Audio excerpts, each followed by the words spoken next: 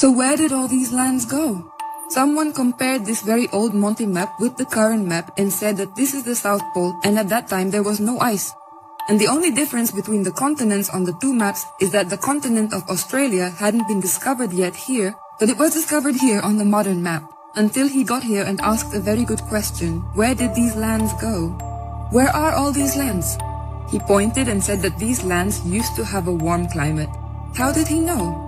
Because the animals drawn on these lands are camels and many other animals that live in places with a warm climate.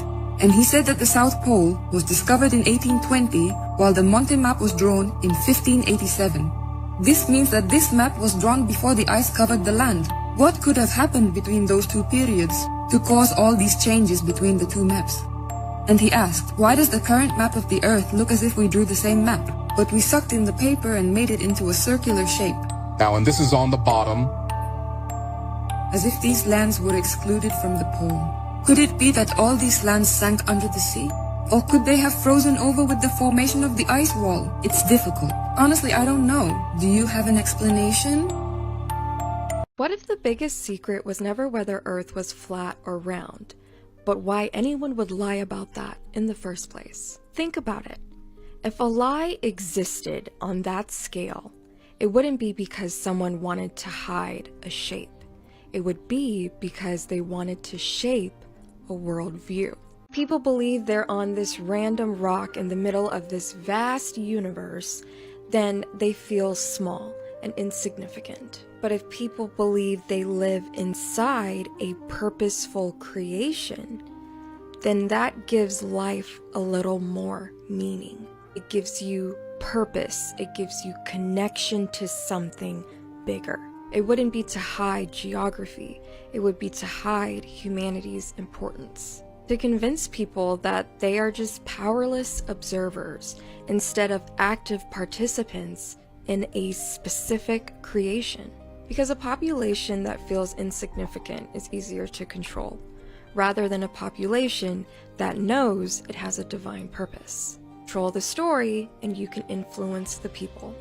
You control the education, then you can influence generations. Control a person's understanding of reality, and you can control every decision they make. Firmament, or celestial dome, the container. Thinking in terms of science and physics that are actually real, the second law of thermodynamics states that gases cannot exist next to a vacuum. They just spread, escape, dissipate quickly. They require a container. We just only need to also apply a bit of logic and discernment here to see beyond the illusions. They say this is possible in the space story because gravity is what holds and keeps everything on the spinning ball. Remember, gravity itself cannot be proven to exist. We have a firmament in the sky and waters above. We live in an enclosed system. The story cracks when we look into it from any angle, although it's hard to go against all the programming at first. The gravity lie requires the spinning world's lie in order to be validated. The spinning world's lie requires the gravity lie and the theory of relativity lie in order to be validated. Look, he's coming with the clouds and every eye shall see him. It puts in perspective. I just thought of this last night. I was going into a deep dive of the firmament and how flat earthers, the theory and concept, and then the round globe earth, and all of the skeptics out there who are saying like how they're trying to prove NASA's like inconsistencies where there's wires or green screens and you see people fading in and out when they're in space. And we've heard it so long, like they've never landed on the moon and so on and so forth and all of these things. And then I just thought of Revelation 1:7 and I was like, how is everyone going to see Jesus when he comes in when it's a globe? And then there's several areas in the Bible that where, you know, God is trying to explain to us the layout, and the layout of how he describes it is a tent. And a tent has a flat bottom and kind of like a globe-like structure on the top. It's not a full globe, but you know, like a half sphere. And that's what we know as the firmament. And then all of these flat earthers are believers. Like, it's really hard to find a flat earther who's not a believer. It's just like, I'm down this rabbit hole. I'm not saying the earth is flat, But also I'm saying I'm getting very convinced a lot of things, and I just had this thought in the middle of the night of, how is everyone going to see Jesus if it's a globe? Like, he's going to come down from the clouds, and it only makes sense if it's flat, like a tent, for all of us to just look up and he's right there. I mean, come on, it makes sense, right? Why are Christians mad that the earth is flat, bro? That's not space, dude. That's heaven. This should be way more hype than some satanic fairy tale about outer space that contradicts the first and second laws of thermodynamics. What are you talking about? You believe in dark matter and dark energy? That's 96% of your fairy tale universe. Why don't you believe in God's creation? Why don't you believe in the waters above the firmament? Why don't you believe in sonoluminescence, his voice unto the waters above, let there be light? How glorious that that's heaven above our heads and not outer space. This should enhance your faith. It should bring you closer to Christ. It should glorify his name and his creation. As such, the firmament showeth his handiwork. Behold the handiwork of God. Hallelujah. The truth is always hidden in plain sight. This is the father of the NASA program, an ex-member of the Nazi Party, Wernher von Braun. He's the man that supposedly got us to the moon 6 times. So why does he have this verse on his tombstone? Psalm 19:1. The heavens declare the glory of God, and the firmament showeth his handiwork. The firmament, the upper boundary God created to separate the waters above from the waters below, that contradicts everything about space. So how could the lead director of Hitler's missile program become the father of NASA, and why would he place that verse on his tombstone? Well, let me take you on a quick journey. After World War II, the US government launched Operation Paperclip, secretly smuggling in thousands of Nazi scientists. Their war crimes would not only be erased, but they'd be rewarded into high-ranking positions in government programs, such as NASA and even the CIA, where ex-Nazi experiments would continue into what we now know as MKUltra. But that's another story. Enter Wernher von Braun, top Nazi rocket engineer under this guy himself, would get rebranded as America's poster boy of space travel.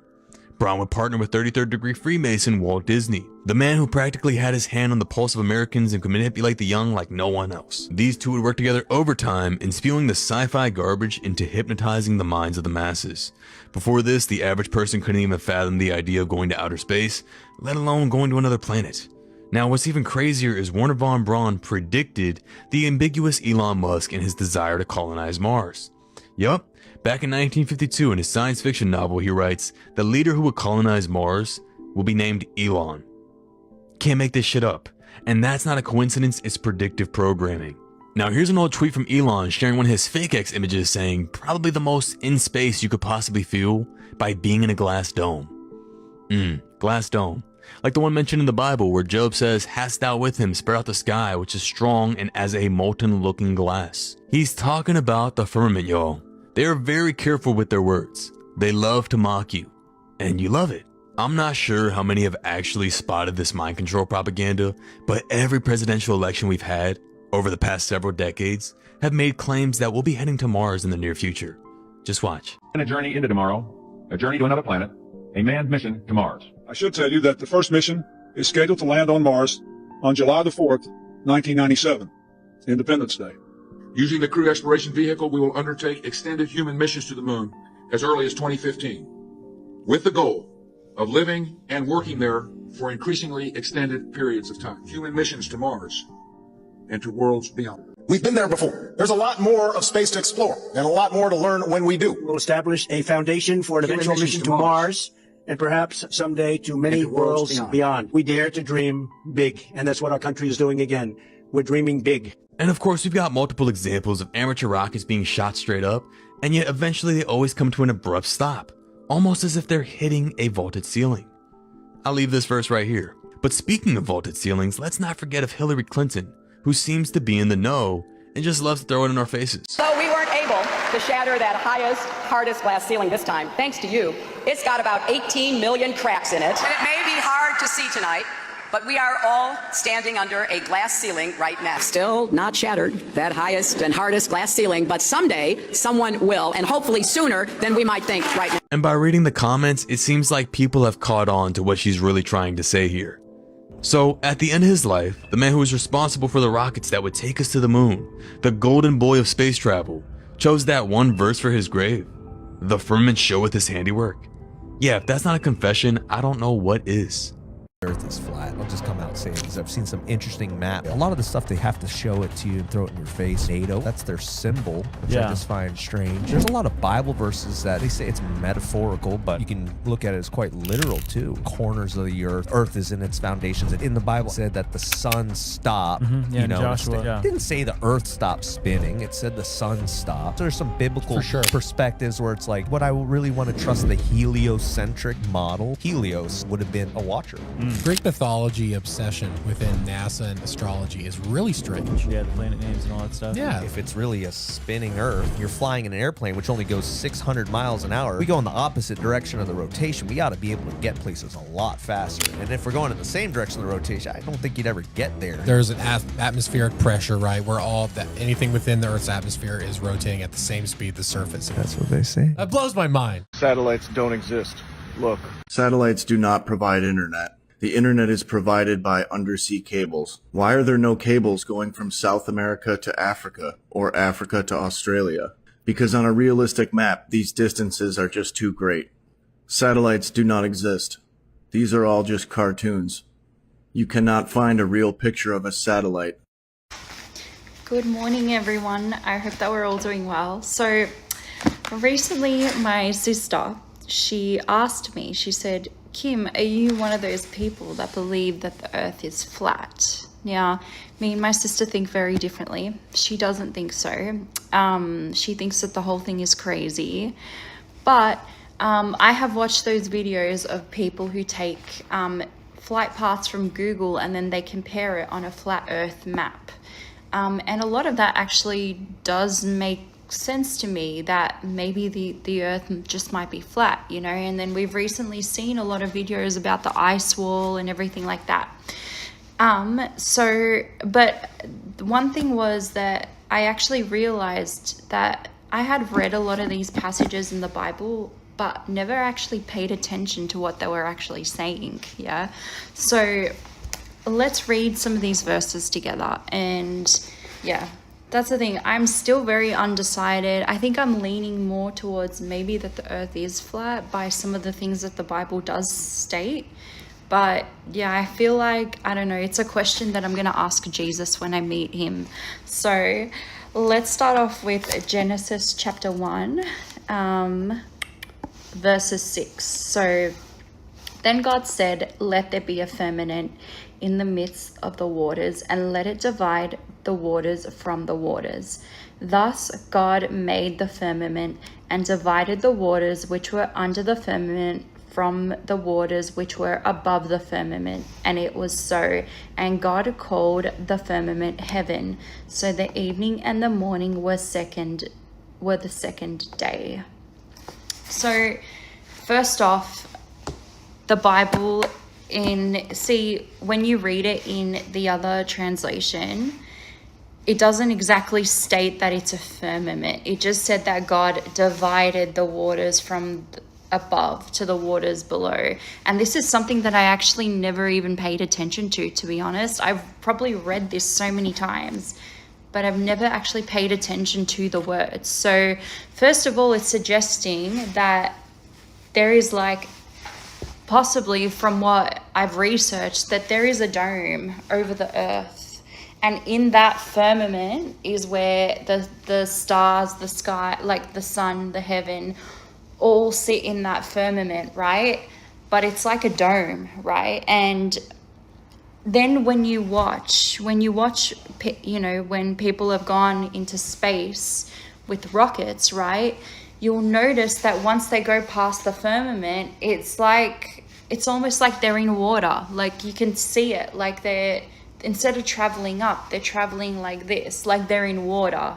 Yeah, so that is, like, I guess the first clue about this, that yes, that possibly that the earth might be like this and that there's a firmament covering the earth, right? And then I've looked up other verses. So then we're going to go to Job, right? A lot of people like to quote Job. So We'll go quickly find Job. So, okay. Here we go. We're in Job.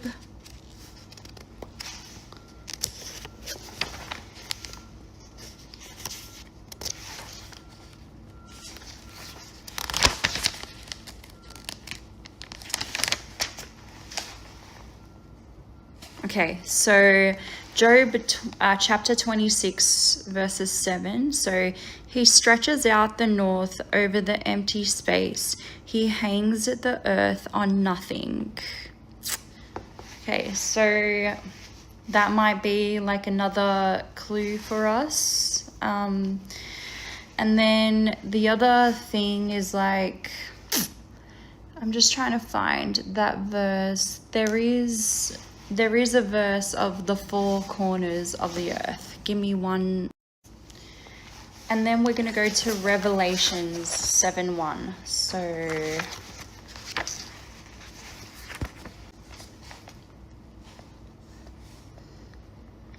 after these things, I saw the four angels standing at the four corners of the earth, holding the four winds of the earth, that the wind should not blow on the earth, on the sea, or on any tree.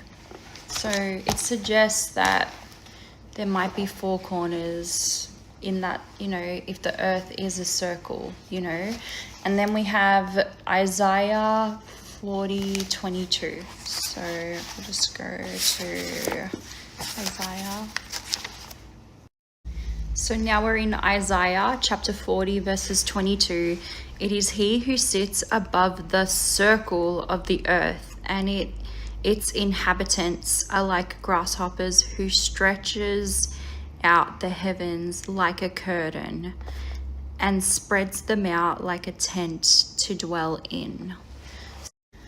And the last verse that I wanted to read was, he drew a circular horizon on the face of the waters at the boundary of light and darkness. Drew a circle, you know. So like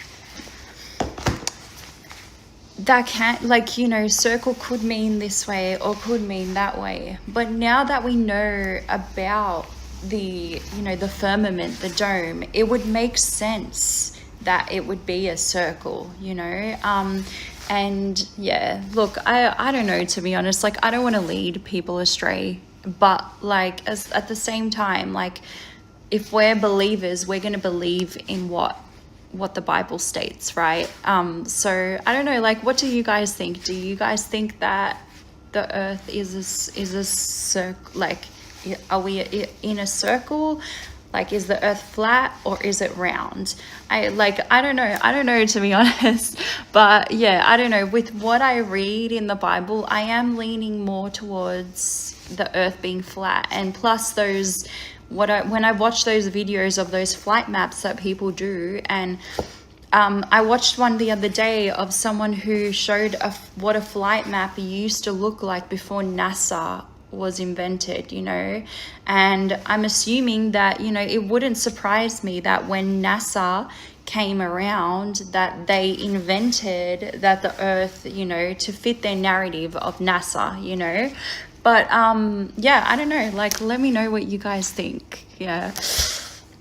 The flat earth map dates back over 1,000 years. This map is credited to being created by a Persian astronomer. His name was Al-Biruni, and he lived between 973 AD to 1048 AD. It's the official map of the United Nations and also the United States Geological Survey. It used to be present in many places before the creation of NASA and the Antarctic Treaty in 1959. Here you see it with Admiral Byrd. This map has been restored by Dmitry from Russia with suggestions of mine, Eddie Alenkar. Known by my YouTube channel Flat Earth Banjo, I asked Dmitry to include the Bermuda Triangle and Point Nemo, a place deep in the Pacific where NASA buries rockets. Then Robert Tozzi, a professional mapmaker, came along and enhanced the map even more. There are many people now selling this map online, but if you could order it from my online store, I would greatly appreciate it. Visit my online store now and order one of the items, I humbly thank you.